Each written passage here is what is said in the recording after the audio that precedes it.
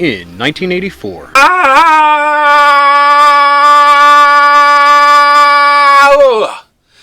Felt like I was coming from the Phantom Zone like in Superman 2. Ugh. Anyway, I'm just dropping in to say that this is an older episode from 2 years ago that I'm re-uploading.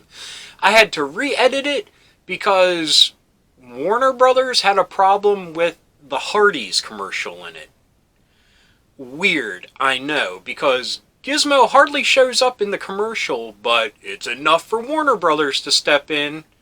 I swear, they are the worst when it comes to copyright claims.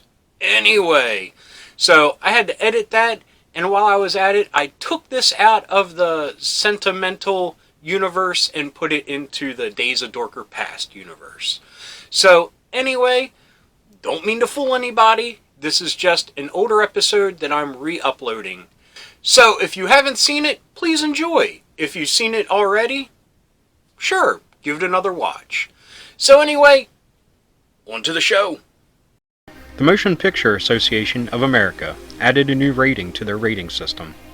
Since the voluntary system started in 1968, the lettered scores the system used changed and simplified many times over the years.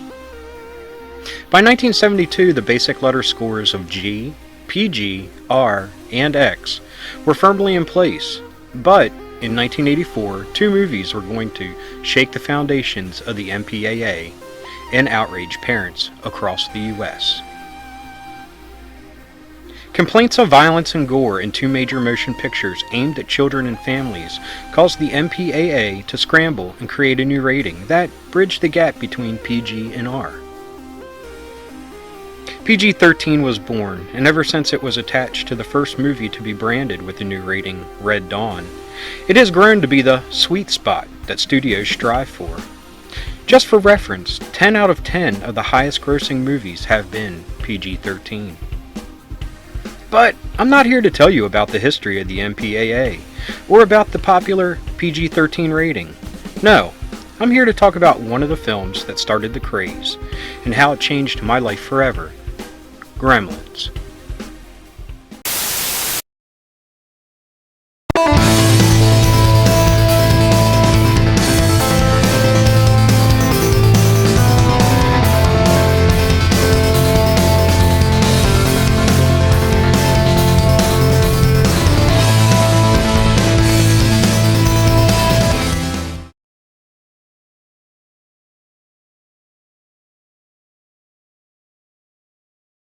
This week, I want to talk about a movie that changed my life forever when I first saw it in 1984.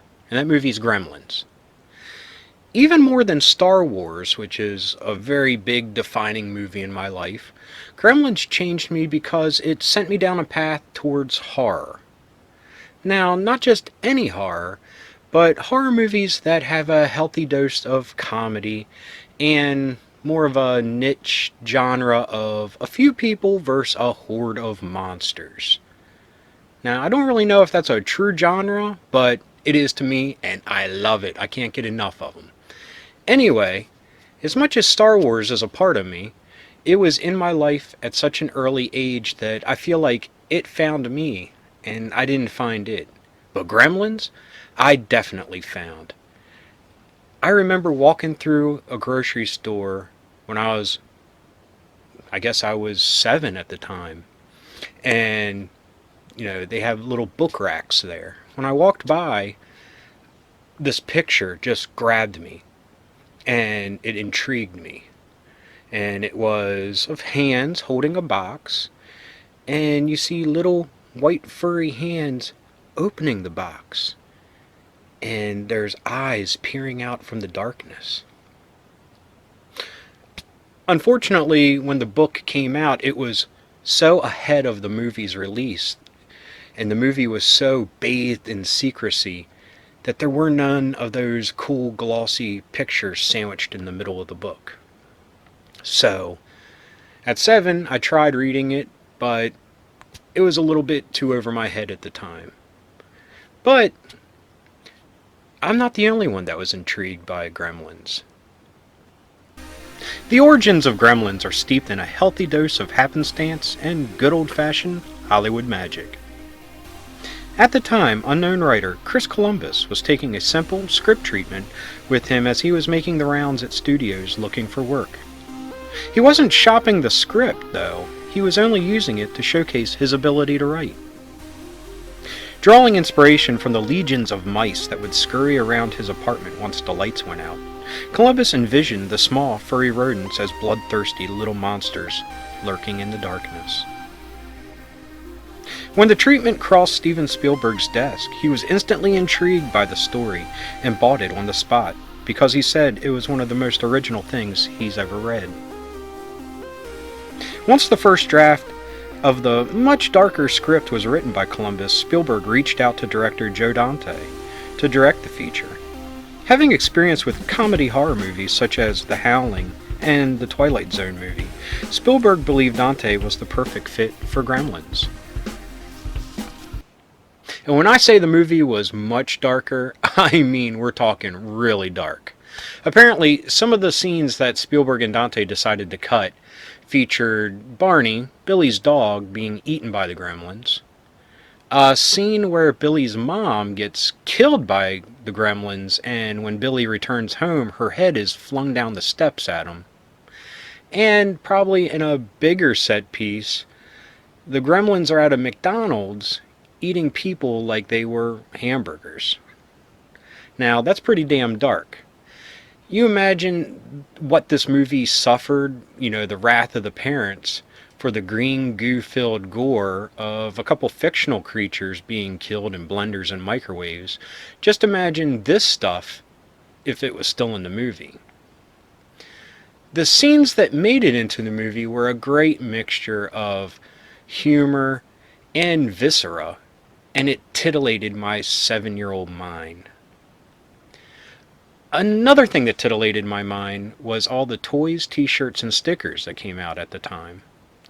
I'll go into all that in a second, but I want to start with a couple of t-shirts I used to have. It's a weird thing when my memories of Voltron and Gremlins are forever interlocked. On my 8th birthday, my grandmother went all out and got me the big, awesome Voltron. The one with lead that everyone freaked out about. Anyways, the day I got those 5 awesome lions, I was wearing my favorite t-shirt at the time. A red shirt with stripe on it. It wasn't fancy, it was just him in one color, white.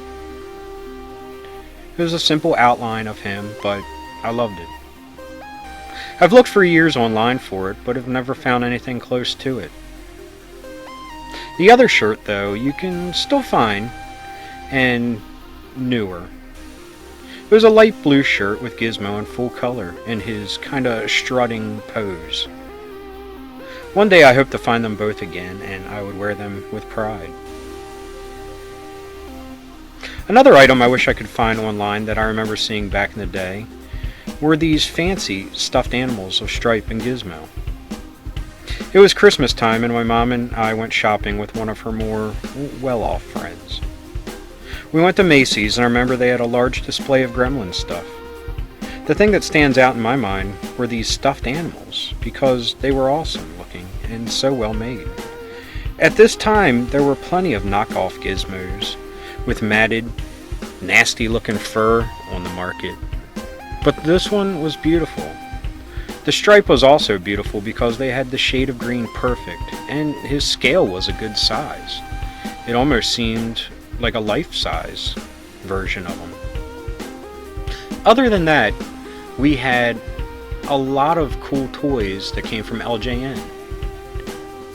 Now, LJN gets a really bad reputation because of some of the questionable things that they made back in the day, and of course their video game department.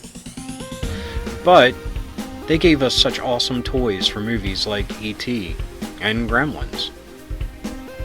Still to this day, I have my small Gizmo, and my initials are still under the foot, kinda like Andy from Toy Story. But that Gizmo meant so much to me. I took him everywhere I went, and I even made him a little home in a shoebox. Because at that time, I wanted nothing more than to have Gizmo as a real pet. I could do without the whole Gremlins thing and the rules, because I know I'd be too clumsy and I would definitely get them wet.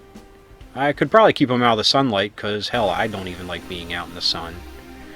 And feeding them after midnight, that'd probably be kind of easy too. On top of the gizmo, they also had a Stripe figure. That was pretty damn awesome.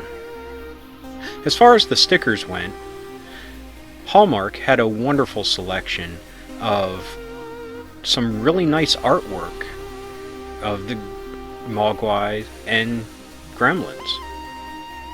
They were in different scenes, more whimsical than the movie, of wearing 3D glasses at the movies and eating popcorn, or Gizmo just chilling out.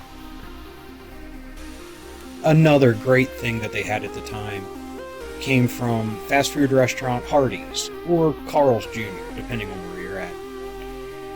They offered a storybook and record set, and it came in 4 different episodes.